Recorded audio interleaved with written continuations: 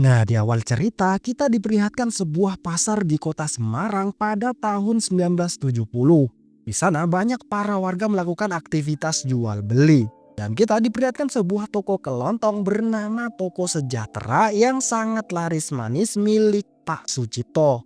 Sementara itu toko kelontong bernama Toko Maju milik Pak Sardi terlihat sepi pembeli. Di sana terlihat kalau Pak Sardi melihat Sucipto dengan tatapan aneh. Dan sebelum lanjut, Mimin jelaskan dulu nih guys, kalau Pak Sardi ini ternyata adalah saudara dari istri Sucipto. Yang artinya mereka adalah ipar-iparan. Sementara itu ada satu orang lagi yang punya toko kelontong di pasar tersebut. Dan namanya adalah Pak Wicak. Yang intinya di pasar itu cuma ada 3 toko kelontong guys. Karena toko kelontong milik Pak Sucipto sangat ramai, ia pun mendapat penghasilan yang sangat banyak. Dan uang-uang itu pun ia gunakan untuk biaya anaknya yang sedang sakit ginjal. Saat ini Sucipto dan istrinya yaitu Marni mempunyai 2 orang anak yaitu Ardi dan adiknya bernama Syifa. Sementara itu si Ardi ternyata mengidap penyakit ginjal dan harus dioperasi secepat mungkin. Beruntung Sucipto pun mempunyai biaya untuk mengoperasi anaknya dan operasi pun dilakukan. Nah, setelah dioperasi, penglihatan Ardi pun tidak seperti biasanya. Yang dimana mata batinnya tak sengaja terbuka sehingga Ardi dapat melihat makhluk-makhluk tak kesat mata. Sementara itu dikarenakan toko kelontong Sucipto ramai pembeli, ada beberapa orang yang tak suka kepadanya sehingga mereka mengirimkan santet. Di sana Sucipto menemukan sebuah buhul ketika menutup tokonya. Setelah itu sesegera mungkin Sucipto pun membuang buhul tersebut ke tempat sampah dan segera pulang. Nah, sesampainya di rumah ia pun mengeluh kepada istrinya kalau pundaknya itu terasa sangat berat. Nah, saat Sucipto akan memindahkan Ardi ke dalam kamar, tiba-tiba Ardi pun terbangun dan ternyata Sucipto ketempelan sosok wanita yang sangat seram di atas bahunya. Tanpa pikir panjang, Sucipto langsung membawa anaknya ke rumah orang pintar bernama Pak Rustam. Di sana Sucipto berniat untuk menutup mata batin Ardi. Pak Rustam menjelaskan kalau mata batin sudah terbuka tidak akan bisa ditutup lagi. Namun Pak Rustam hanya bisa membantu untuk mempersempit penglihatan mata batin Ardi. Yang artinya si Ardi hanya bisa melihat makhluk halus yang ingin menampakkan wujudnya saja. Pak Rustam juga memberikan saran agar sebisa mungkin Ardi tidak dibawa ke pasar. Karena pasar merupakan tempat yang paling buruk. Dianggap tempat yang paling buruk karena pasar merupakan tempat para pedagang memakai cara kotor. Entah dengan penglaris atau dengan menipu. Nah, singkat cerita, setelah 13 tahun berlalu, kini anak-anak Sucipto pun sudah menjadi besar semua. Dan selama ini ternyata Sucipto pun juga membuat anak bersama istrinya yang diberi nama Arif. Nah, 13 tahun belakangan ini toko kelontong milik Pak Sucipto makin maju hingga bisa memiliki rumah yang lebih besar. Di sana terlihat si Ardi ternyata sudah berkuliah dan mengambil jurusan arsitek. Ketika hendak berangkat, si Ardi meminta uang kepada ibunya untuk membayar kuliahnya. Namun karena ibunya tidak memegang uang, ibunya menyuruh Ardi untuk meminta kepada ayahnya di pasar. Di sana si Ardi berusaha memberanikan diri untuk datang ke pasar. Baru sampai pasar saja si Ardi mulai merinding karena pasar merupakan tempat yang paling ia takuti. Ternyata benar saja, di sana si Ardi melihat berbagai macam makhluk halus yang sangat menyeramkan. Di sana si Ardi juga melihat keributan. Itulah mengapa pasar merupakan tempat yang paling buruk karena banyak jin penglaris, tempat tipu menipu, dan juga tempat pertikaian. Di tengah-tengah pertikaian, si Ardi juga melihat jin berbadan besar yang merupakan penglaris toko kain. Tanpa pikir panjang, si Ardi melarikan diri hingga menabrak seorang pedagang bernama Pak Wicak. Di sana si Ardi meminta maaf kepada Pak Wicak dan hendak menolong Pak Wicak yang sedang terjatuh. Namun Pak Wicak malah bermuka masam dan menolak pertolongan Ardi. Seorang ibu-ibu berusaha menyabarkan Ardi. Dia mengatakan kalau Pak Wicak itu sedang banyak masalah. Karena 2 minggu belakangan ini Pak Wicak baru saja ditinggal mati oleh anak perempuannya. Makanya Pak Wicak menjadi temperamental. Nah, setelah si Ardi ke toko ayahnya, di lantai atas si Ardi mendengar ayahnya sedang bertengkar dengan pamannya. Ketika pamannya keluar dari ruangan itu, si Ardi berniat mencium tangan pamannya. Namun pamannya malah bermuka masam dan tidak memperdulikan Ardi. Nah, setelah itu si Ardi meminta uang kepada ayahnya. Dan setelah mendapatkan uang, Ardi pun beranjak pulang. Dari kejauhan Pak Wicak, yaitu bapak-bapak yang ditabrak Ardi tadi, melihat Ardi dengan tatapan tajam. Nah, setelah si Ardi ditabrak hingga jatuh, si Ardi lagi-lagi melihat sosok penampakan penglaris. Tanpa pikir panjang si Ardi langsung kabur. Nah, di malam harinya Ardi menyuruh Siva untuk membuatkan teteh-teteh manis. Terlihat si Ardi sangat akrab dengan adik-adiknya. Si Arif kecil sangat suka dengan hal-hal mistis. Ia juga mengetahui kalau kakaknya itu, yaitu Ardi, mempunyai mata batin. Mengetahui itu, si bocil Epep itu berkata kalau ia juga ingin mempunyai mata batin seperti kakaknya yang dapat melihat hantu. Namun si Ardi mengatakan kepada adiknya kalau mempunyai mata batin itu tidak enak. Nah, di pasar saat Pak Sucipto menutup tokonya, lagi-lagi ia menemukan buhul di depan tokonya. Nah, saat membuka buhul itu, seketika Pak Sucipto mendengar suara-suara seperti orang suku pedalaman. Suara itu pun juga didengar oleh Pak Sardi yang kebetulan belum pulang dari pasar. Sucipto yang panik langsung masuk ke dalam mobilnya. Namun santet itu terus menyerangnya. Di sana Sucipto pun langsung keluar dan berteriak kalau dia menantang santet itu untuk menyerang dirinya. Namun seketika itu santet tersebut menghilang. Nah, setelah itu Pak Sucipto langsung membuang buhul tersebut ke tempat sampah dan langsung pulang. Sesampainya di rumah, Sucipto merasa sangat tidak enak badan. Ia pun memutuskan untuk segera tidur. Sementara itu saat sedang tidur ia pun bermimpi buruk, di mana tubuhnya melayang di tepi lautan. Di sana dia melihat ada seekor dukun yang tengah melakukan ritual. Dia berkata akan mengirimkan santet kepada Sucipto dan juga keluarganya. Lalu dukun itu pun mengirimkan iblis bernama Suwanggi untuk meneror keluarga Sucipto. Setelah itu kaki tangan Sucipto pun dipatahkan secara mengerikan. Sementara itu di dunia nyata ternyata tubuh Sucipto juga melayang sejenak dan jatuh lagi. Ardi yang sedang mengerjakan tugas mendengar suara kegaduhan itu. Namun ia hanya mendapati ayahnya sedang terlelap tidur. Nah, setelah si Ardi keluar kamar ayahnya nih, terlihat ada bayangan tangan iblis Suwanggi yang sangat besar. Itu berarti iblis Suwanggi sudah berada di sekitar keluarga Sucipto. Nah, keesokan harinya ketika saat keluarga Sucipto sedang makan bersama, tiba-tiba Sucipto muntah darah di meja makan. Dan ternyata itu adalah ulah iblis Suwanggi. Hal itu membuat keluarga panik. Lalu Sucipto dilarikan ke rumah sakit. Di sana dokter mengatakan kalau keadaan Pak Sucipto itu baik-baik saja dan tidak ada masalah pada organ dalamnya. Ya, seperti biasa, penyakit santet selalu tidak terdeteksi oleh medis. Di sana Sucipto ingin pulang saja karena ia lebih nyaman rawat jalan di rumah. Tetangga-tetangga Sucipto pun datang menjenguk. Mereka memberikan saran kepada Sucipto untuk memanggil orang pintar agar memeriksa keadaannya. Mereka khawatir jika Sucipto itu terkena santet. Yang dikarenakan toko miliknya paling laris di pasar, pasti ada saja orang yang iri hati. Namun Sucipto menolak karena ia tidak percaya dengan ilmu klinik atau ilmu sihir. Karena Sucipto sakit, akhirnya istrinya lah yang menjaga toko. Saat itu Ardi mengantar ibunya ke pasar. Di sana ibunya bertemu dengan kakaknya yaitu Pak Sardi. Di sana Sardi turut prihatin dengan apa yang dialami dengan Sucipto. Lalu ia pun memberikan sebuah jamu agar Sucipto sembuh.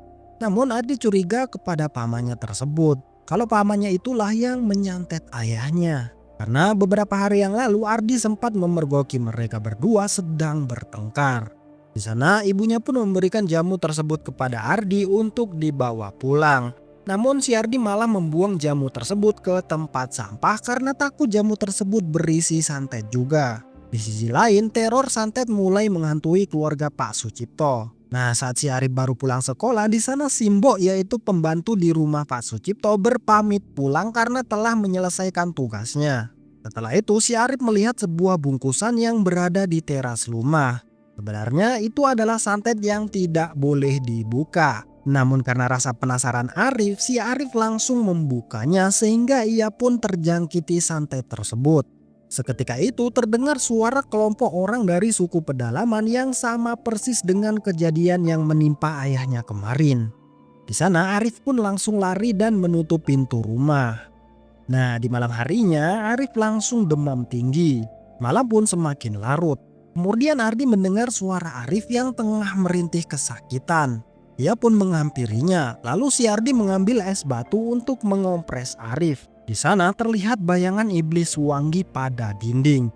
Iblis tersebut masuk ke kamar ayahnya. Pada malam itu Pak Sucipto seketika batuk-batuk. Dan secara mengerikan keluar sebuah serangga dari mulutnya. Ketika Ardi sedang menelpon ambulan, kemudian ia mendengar suara teriakan Arif. Di sana ia melihat sesuatu keluar dari telinga Arif. Setelah itu darah pun keluar dari matanya. Tak berhenti sampai di situ, ternyata sebuah pisau keluar dari tubuh Arif yang merobek dadanya.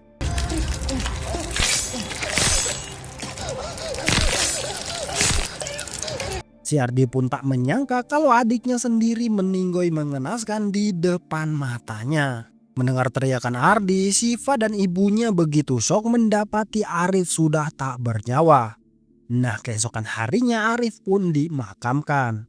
Di sana ternyata Pak Sardi datang ke makam. Ketika Ardi melihatnya, ia pun marah dan mengusir pamannya itu karena menyangka kalau santet ini merupakan perbuatannya. Setelah itu keadaan Pak Sucipto pun menjadi semakin parah, di mana ia seperti orang yang sadarkan diri akan tetapi tidak dapat menggerakkan anggota tubuhnya. Rasanya tubuhnya seperti terkunci dan hanya bisa baring di atas kasurnya saja. Nah, di sana si Ardi sadar guys kalau keluarganya sedang terkena santet dan berniat akan meminta bantuan kepada orang pintar. Beruntung ibunya masih menyimpan nomor telepon Pak Rustam, yaitu orang pintar yang dulu pernah mempersempit mata batin Ardi. Dan akhirnya Pak Rustam pun dipanggil ke rumah. Di sana si Rustam menerawang dan ia mengatakan kalau Sucipto dikelilingi oleh kekuatan-kekuatan buruk. Dan kematian Arif dikarenakan oleh hal itu juga. Agar tetapi Rustam belum mengetahui santet apa yang menghantui keluarga ini. Ia berkata kalau santet ini sepertinya bukan santet dari tanah Jawa. Rustam belum bisa mencabutnya sebelum ia mengetahui santet apa sebenarnya ini. Dan untuk sementara waktu si Rustam hanya membekali mereka dengan sebuah jimat berbentuk gelang agar mereka selamat. Nah, keesokan subuhnya si Ardi meminta izin kepada ayahnya untuk menjaga tokonya di pasar karena ibunya masih sedih atas kehilangan anaknya. Nah, keadaan pasar di waktu subuh pun tak kalah mencekam. Ada yang menyiapkan sajen, ada tukang bakso yang menyampurkan jigongnya ke dalam kuah baksonya dan lain sebagainya. Nah, setelah itu si Ardi melihat Pak Wicak sedang kesulitan mengangkat barang. Saat akan membantu, Pak Wicak menolak bantuan Ardi dengan bermuka masam. Di sana Ardi juga bertemu dengan pamannya. Namun si Ardi hanya bermuka masam dan meninggalkannya begitu saja. Nah, ketika pasar sudah mulai ramai ternyata benar. Tukang beras dan tukang bakso jigong yang dilihat Ardi tadi subuh benar-benar laris. Dan anehnya semenjak ayahnya Ardi sakit, toko ayahnya menjadi sepi pembeli. Para pegawai sampai meminta resign karena memilih bekerja di tempat lain. Dan sekarang Ardi menjaga tokonya sendirian. Saat itu hari sudah malam. Namun Ardi tetap membuka tokonya, siapa tahu ada pembeli yang datang. Setelah beberapa saat, akhirnya seorang wanita datang dan berniat untuk membeli beras. Tapi tiba-tiba wanita itu mengeluarkan darah dari mulutnya dan jatuh ke beras dagangannya.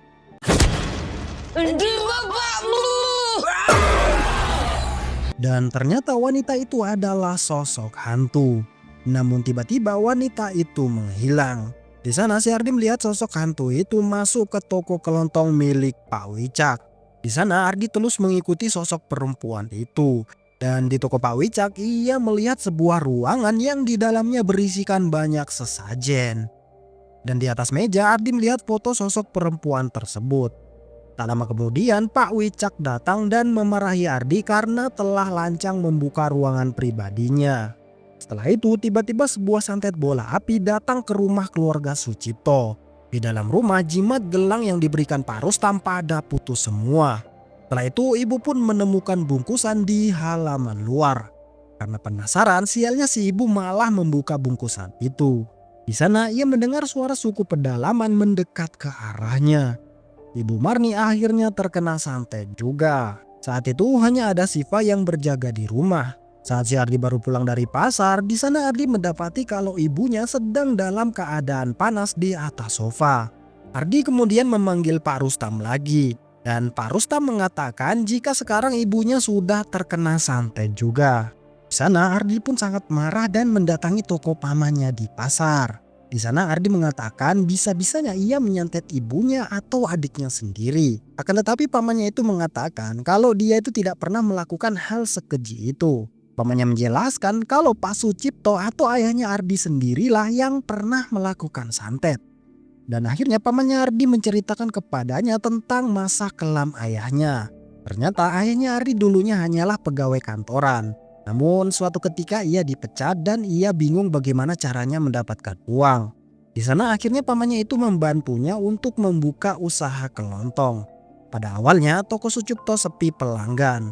Karena semua orang sering belanja di tokonya Pak Wicak yang telah lama berdagang di pasar itu. Pada saat itu si Ardi kecil juga mengalami sakit ginjal. Di sana Sucipto bingung karena ia butuh biaya rumah sakit yang begitu besar.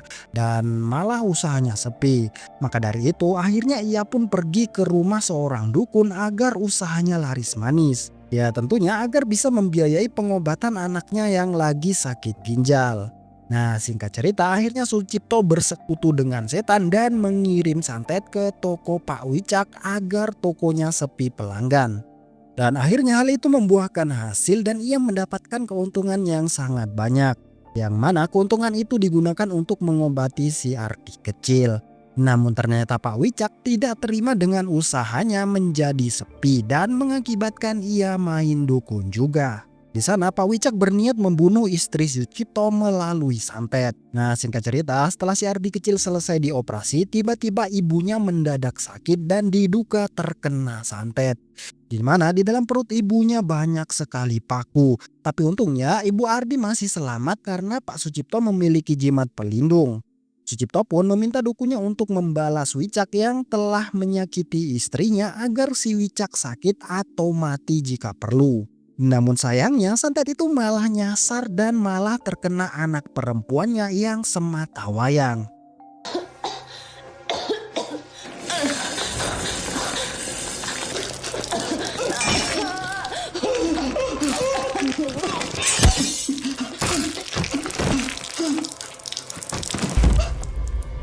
Nah dari situlah Pak Wicak sangat murka kepada keluarga Sucipto. Oleh sebab itu ia mencari dukun yang paling sakti dan kini mungkin Wicak mengirim santet yang lebih mengerikan untuk keluarga Sucipto. Awalnya si Ardi tidak percaya dengan cerita pamannya. Sampai akhirnya pamannya menyuruh Ardi melihat ruangan rahasia ayahnya di lantai 2. Setelah berhasil membukanya, benar saja si Ardi melihat banyak sekali sajen di sebuah lemari hitam.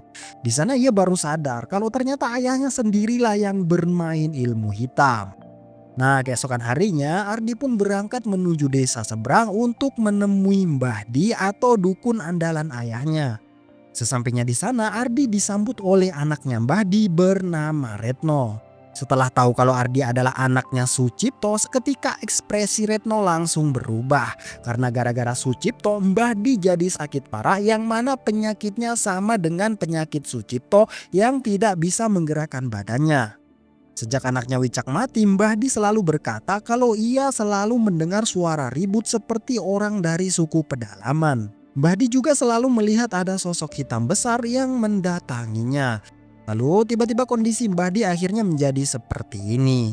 Nah maka dari itu Mbah Di tidak bisa melindungi Sucipto lagi. Pak Wicak memakai dukun yang ilmunya jauh lebih gacor di atas Mbah Di. Dan menurut informasi, ilmu dukun Pak Wicak berasal dari timur.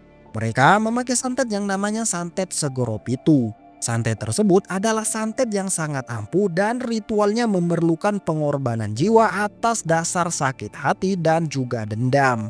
Mereka harus melakukan ritual yang panjang dengan cara melakukan perjanjian di 7 titik pantai Pulau Jawa. Selain itu, dukun suruhan Wicak tersebut mengirim iblis bernama Suwanggi untuk menghabisi nyawa keluarga Sucipto. Mengetahui hal tersebut, Ardi segera pulang ke rumah karena ia khawatir dengan kondisi ibunya. Ibunya pun merasa tidak enak badan. Ia meminta tolong kepada Siva untuk membuatkan segelas teteh-teteh manis. Sebutir burung gagak sudah ada di dekat rumah. Hal itu menandakan akan ada kematian. Dan tak lama kemudian iblis Suwanggi memasuki tubuh Marni. Dan saat itulah hal mengerikan pun terjadi. Perut Ibu Marni seketika membesar lalu keluar kawat besi dari dalam perutnya.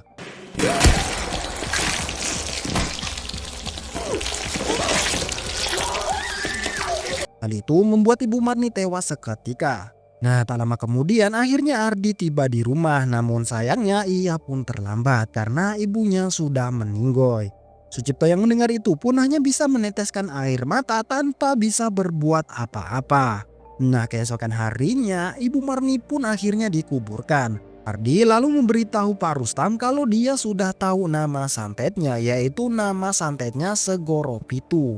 Pak Rustam akhirnya mencari tahu bagaimana cara menghilangkan santet tersebut. Akhirnya Pak Rustam pun datang kembali. Di sana ia sudah menemukan cara yang bisa dilakukan untuk menghentikan santet tersebut. Yang mana Sucipto harus diruat, yaitu disucikan dengan air dari 7 titik pantai di Pulau Jawa. Maka dari itu harus ada yang pergi ke 7 titik pantai tersebut untuk mengambil air di sana.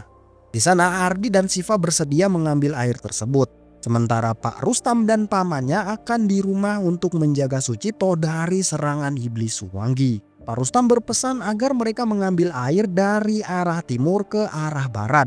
Dan sebelum berangkat, Pak Sucipto akan membuka mata batin Ardi dan Siva sepenuhnya. Karena hanya dengan mata batinlah mereka berdua bisa menemukan tempat lokasi 7 titik pantai tersebut.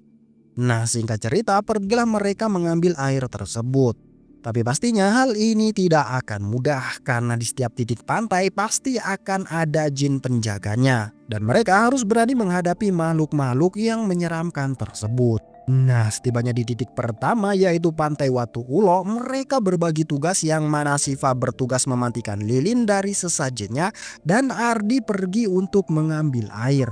Namun saat akan pergi, tiba-tiba penunggu di sana pun muncul dan mengejar mereka.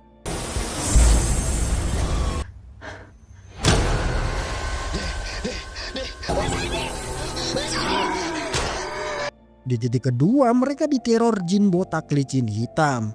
Di titik ketiga diteror dengan nenek-nenek berambut panjang. Nah, di titik keempat mereka diteror oleh suster ngesot divisi outdoor. Di titik kelima mereka diteror oleh sosok wanita yang menyeramkan. Di titik keenam mereka diteror oleh sosok wanita gendut tanpa kepala. Dan akhirnya mereka pun sampai ke titik ketujuh. Di sana mereka diteror oleh tangan-tangan goib yang muncul dari bawah pasir.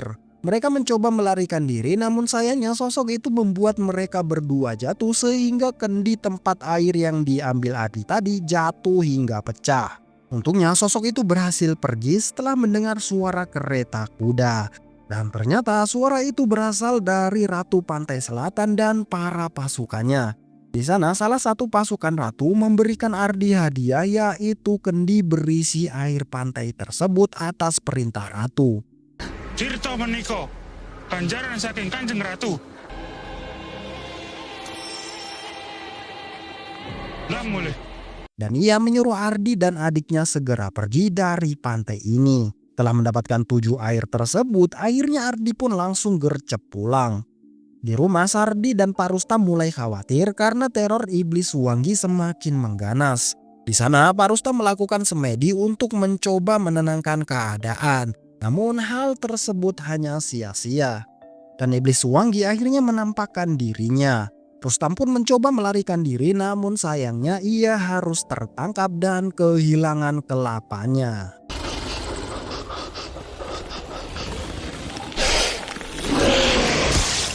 Sardi pun yang melihat hal tersebut langsung panik dan ketakutan.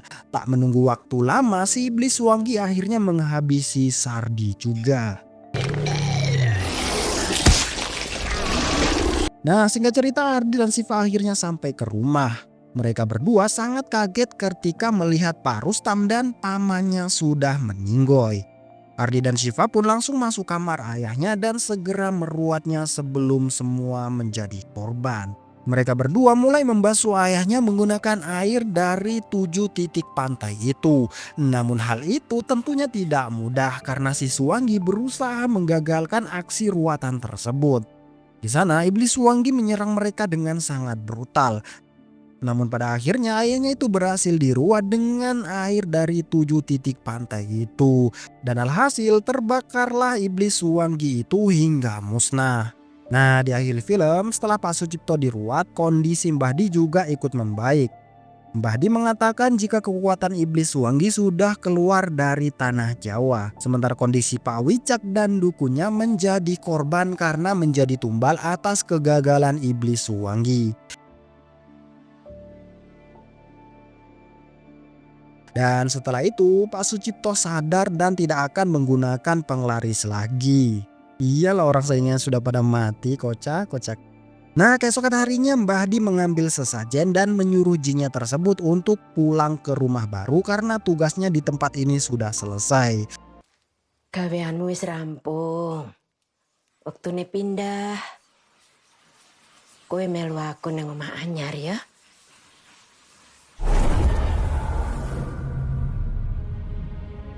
Dan akhirnya film pun tamat. Nah, kesimpulan yang dapat kita ambil dari film ini, janganlah kalian bermain dukun. Karena mendatangi dukun, sholat kalian tidak akan diterima 40 hari. Jikalau kita percaya dukun, maka perbuatan itu sama saja syirik dan menyekutukan Allah. Dan perlu kita ketahui kalau kita mempercayai ramalan-ramalan dukun, sekalipun itu benar, maka iman kita batal. Dan kita akan dicap sebagai orang yang kafir terhadap ajaran Nabi kita, yaitu Nabi Muhammad. Ya udahlah guys, kalau gitu sekian dulu ceramahnya. Di sini Mimin pamit undur diri. Salam satu Jigong.